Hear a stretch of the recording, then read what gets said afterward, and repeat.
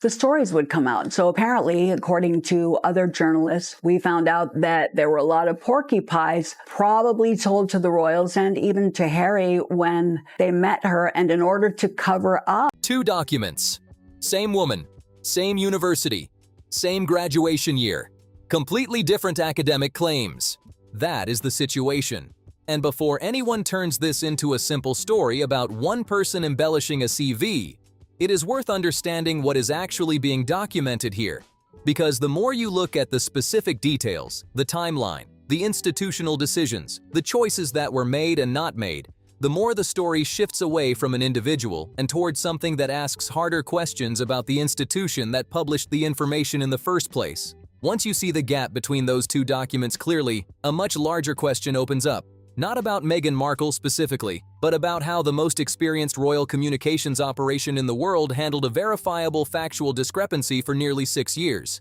There's no picture of Meghan Markle graduating from that year in 2003. And then, when people started looking closely, quietly made it disappear without saying a word about why.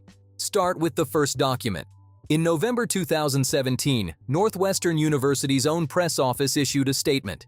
One of its former students had just gotten engaged to a British prince, and the university confirmed her academic record. She graduated in 2003 with a double major in theater and international studies. That is the official language from the institution that issued the degree. Not a tabloid, not a biography site. The university itself. What the hell's going on? Here's the book. Here's everything. Why do they have to lie about things like these? Because Meghan Markle clearly doesn't even know what she majored in. And the royal family went along with it. Now look at the second document. When Meghan Markle became Duchess of Sussex in May 2018, her official biography went live on the British royal family's website. The kind of page that gets read, copied, cited, and treated as definitive. And the wording? Different. Instead of international studies, it said international relations. And instead of double major, it said dual degree. Same woman, same university. 6 months between the 2 publications, and the palace version does not match the university version on either count. One of these institutions has to be wrong. And since Northwestern University is the one that actually awarded the degree, the one that holds the transcripts, issues the credentials, and confirms the details on record, their version is the authoritative one. Which means the version that appeared on the royal family's official website is the one with the problem. She went on to double major in theater and international relations at Northwestern University in Evanston. This is the monarchy's website, and people will look to it for factual, accurate, truthful information. That matters, because this was not a rushed biography thrown together the night before a wedding. The university's statement came out in November 2017. The palace biography went live in May 2018.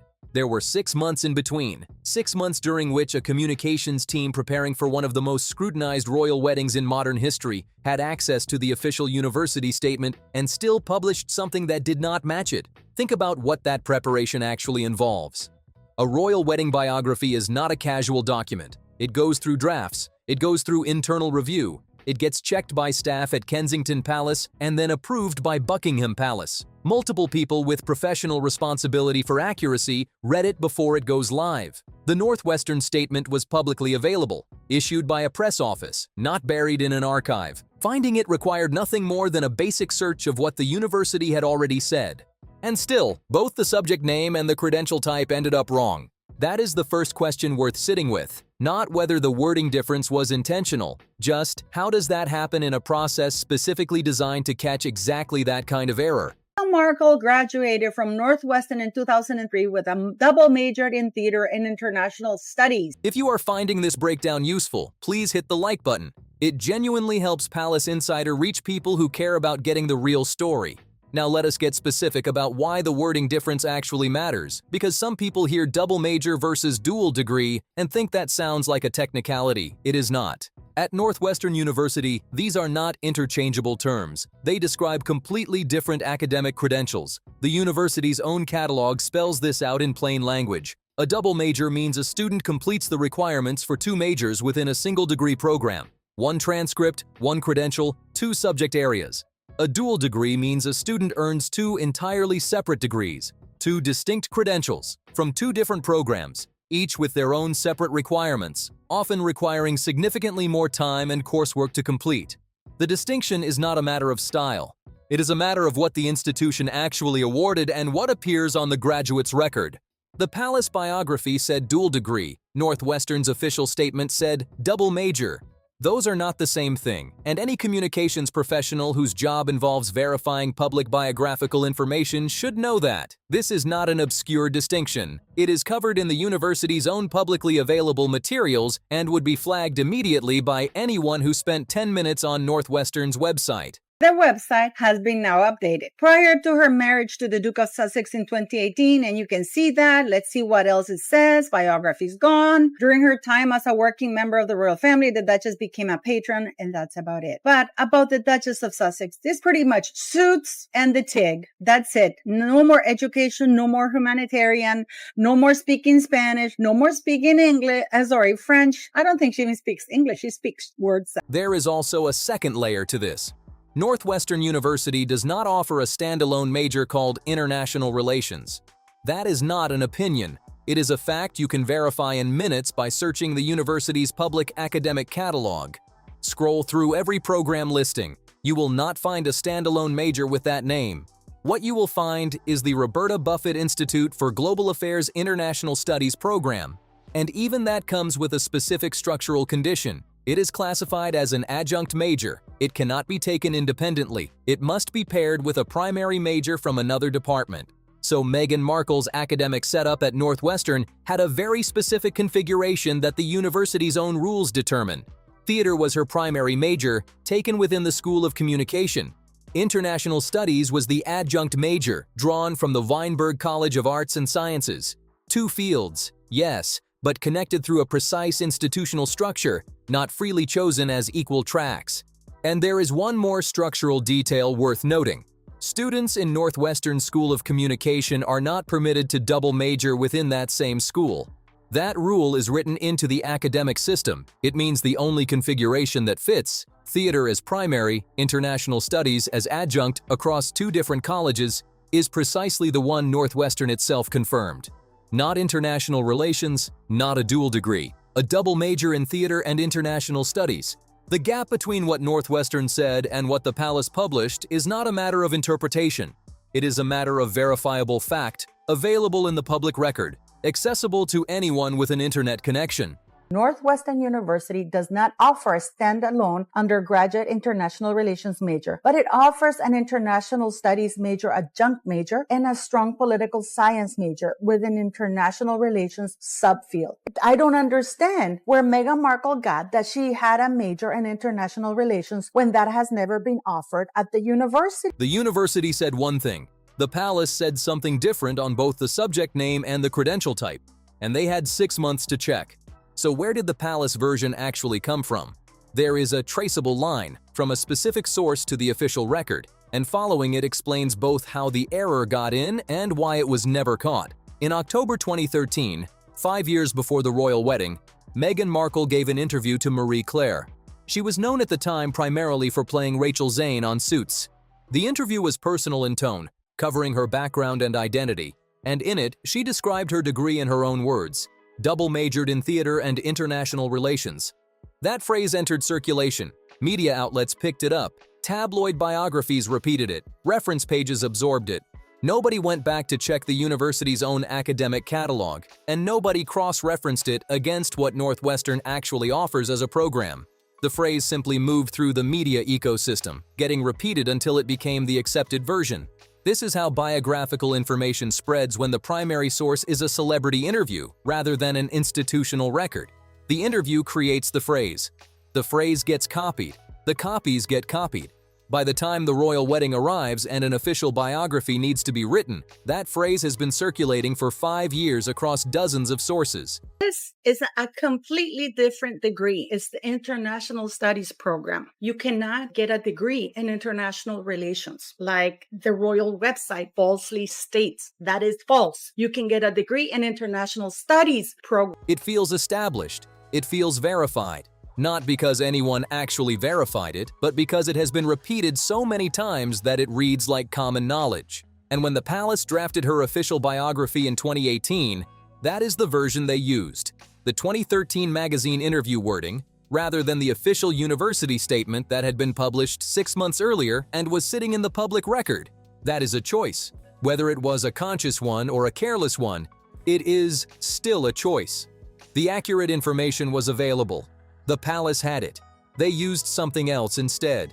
Now follow what happened next, because the timeline from early 2024 is specific enough to be worth walking through carefully. It is not possible to double major in international studies and theater. Look that they say international studies and theater. First of all, because theater is not a degree. She could only have a dual degree, and the dual degree would have been international studies and communications. And they're not offered as such at Northwestern University, nor have they ever been offered as such. And it would have taken a minimum of 5 years because they're not allowed to double count. February 13th, 2024. Harry and Meghan launch Sussex.com, their own personal platform, presenting their projects and public work under independent branding. This is a significant move. It is the clearest signal yet that they are building an identity that operates independently of whatever relationship they still have with the institution they left. March 14th, 2024. Meghan introduces her American Riviera Orchard brand on Instagram, announcing a new lifestyle venture with its own visual identity and commercial direction. March 18th, 2024. 4 days later, the palace quietly updates its official website.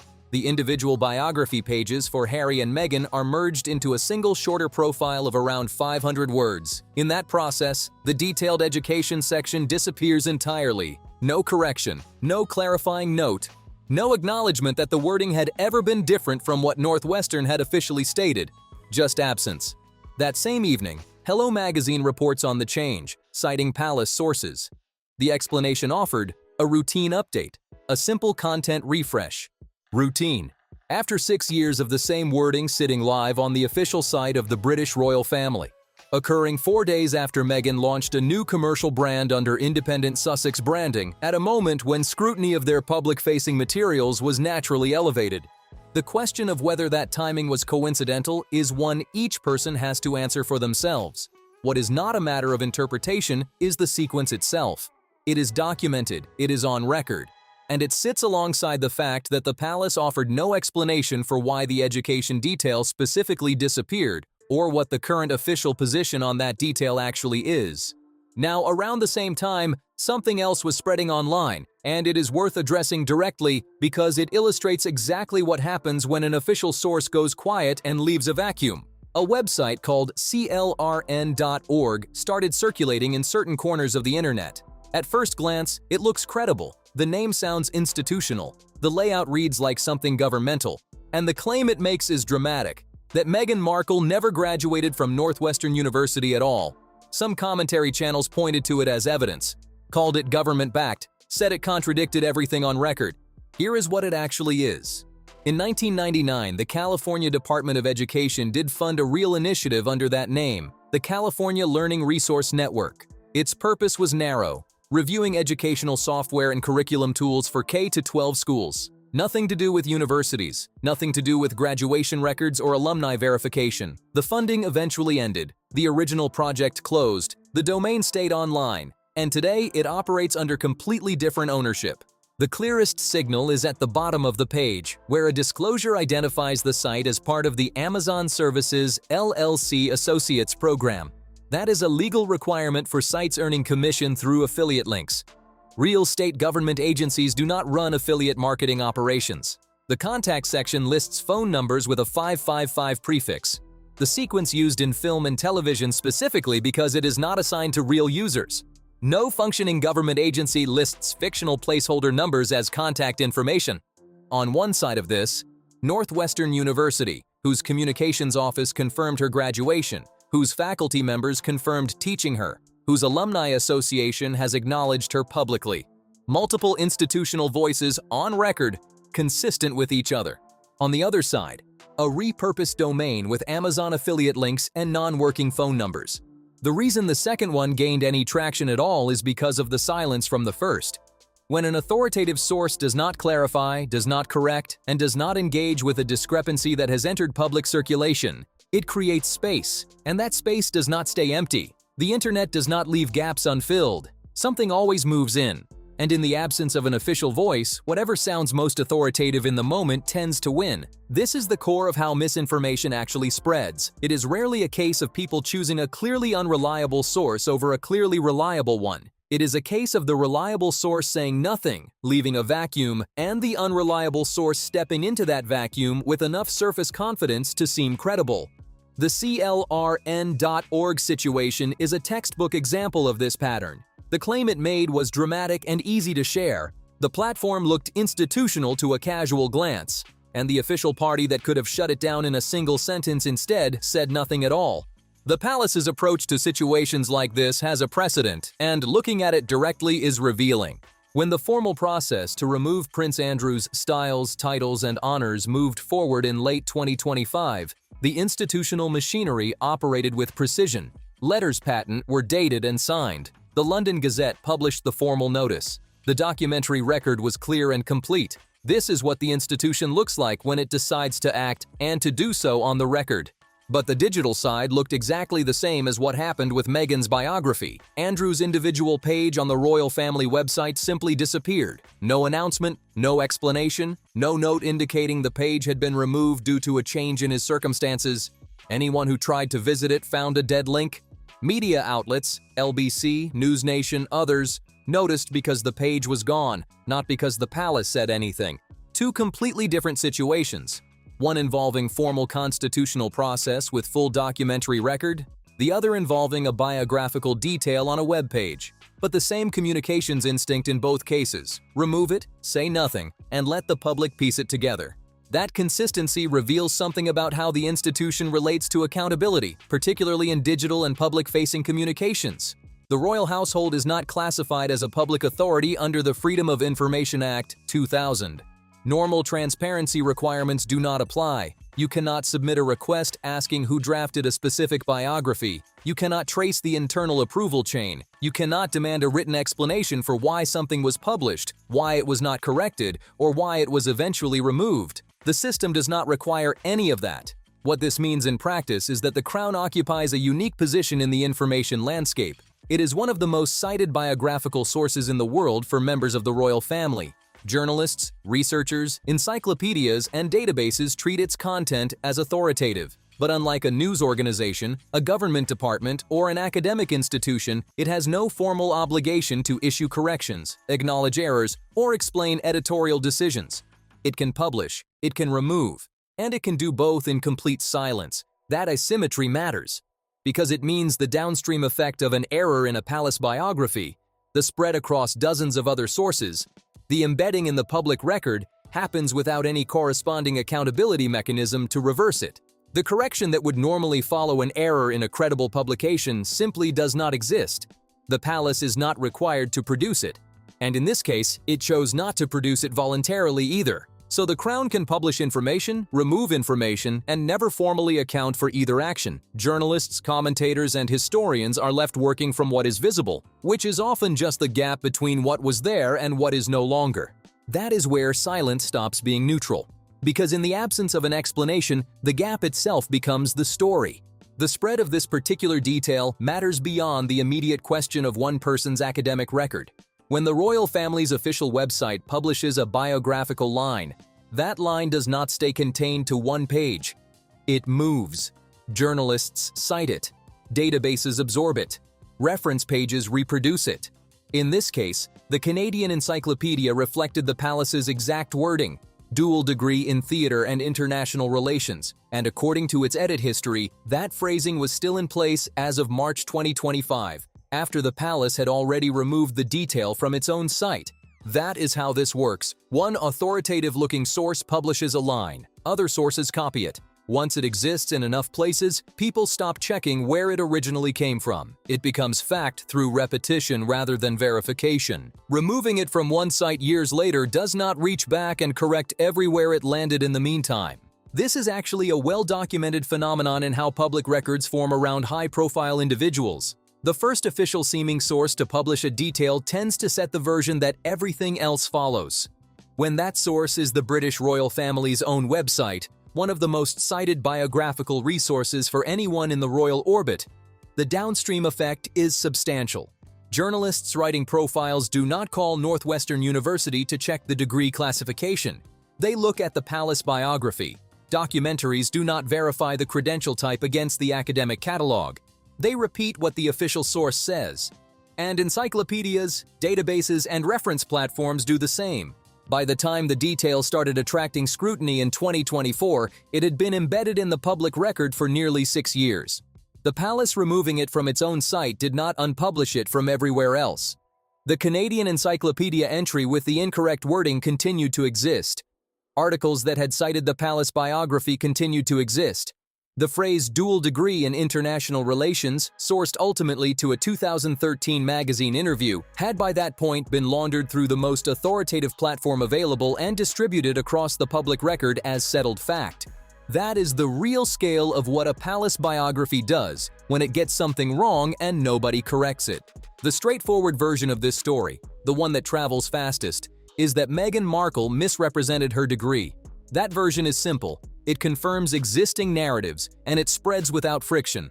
But the more uncomfortable version points in a different direction entirely. How did a communications operation of this scale and experience publish wording that did not match the issuing university, with 6 months of preparation time and the accurate information sitting openly in the public record? Why did that version remain on the official site for nearly 6 years? And when it started attracting scrutiny, why was the response to remove it without comment rather than correct it with one? Those questions are not aimed at an individual, they are aimed at an institution. Because the palace was not a passive observer here, it was the publisher. It made an editorial decision in 2018 when it drafted and approved that biography. It made another editorial decision in 2024 when it chose deletion over correction. And it has made the ongoing decision every day since to explain neither one. A correction would have been straightforward. A single line. The biographical entry has been updated to reflect the correct academic designation as confirmed by Northwestern University. That is it. Standard practice for any publication that discovers an error in a previously published record. It acknowledges the discrepancy. It points to the authoritative source. It closes the question. The palace did not do that. And the choice not to do it is as deliberate as any other communications decision. Because corrections leave a record. They create a documented acknowledgement that something was wrong, when it was wrong, and what replaced it. That record then exists for anyone to find. It becomes part of the institutional history. And for an institution that has operated for centuries on the principle that silence is preferable to acknowledgement, the idea of creating a documented correction trail for a biographical error, however minor in isolation, cuts against a very deep institutional instinct. The answers to the specific questions here do exist somewhere. The internal approval records from 2018 exist. The correspondence between Kensington Palace and Buckingham Palace web staff reportedly involved in drafting that biography exists. The decision-making process around the March 2024 update, who flagged it, who approved the merger, who decided the education section would not survive the refresh, exists. None of it has been made public. And under the current framework, none of it has to be. That is the part of this story that extends beyond any individual's background. It is about what accountability looks like, or does not look like, when the institution involved operates outside the rules it would expect to apply to everyone else. A news organization that published incorrect information for 6 years and then deleted it without acknowledgement would face serious professional consequences. A government department that did the same would face FOI requests, parliamentary questions, and formal scrutiny. The palace faces none of those mechanisms. It operates in a space specifically carved out from the transparency standards that apply everywhere else. That is not a conspiracy, it is a structural fact about how the institution is legally positioned, and understanding that structure is what makes the silence legible. It is not carelessness, it is not incompetence, it is an institution behaving exactly as it is set up to behave, which is to say, without external accountability for what it publishes or removes. The two documents at the start of this video are still both out there, one from Northwestern University, precise and confirmed by the institution that issued the credential, one from the royal family's website, or at least, what was on it for 6 years before it quietly disappeared. The gap between them has never been officially addressed, and the institution that published one of them has no requirement to ever address it. If you want more of this kind of analysis, the detail that the headlines skip over, please leave a like before you go. It makes a real difference to how Palace Insider reaches people who are actually paying attention. Thanks for watching.